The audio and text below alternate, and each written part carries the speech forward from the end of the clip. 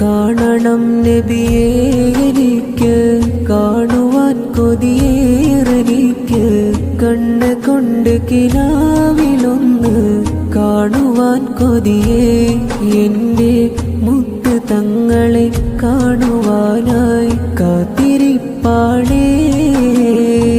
പാതിരാവിൽ ചൊല്ലും സ്വലാത്ത് ആ പൂമുഖം കണ്ടിടുവാനായി, മുത്തിനോട് സലാം ചൊല്ലാൻ ആശയേറെയായി. എൻ്റെ ആഗ്രഹം നിറവേറ്റണം യാ മുത്ത് റസൂലേ.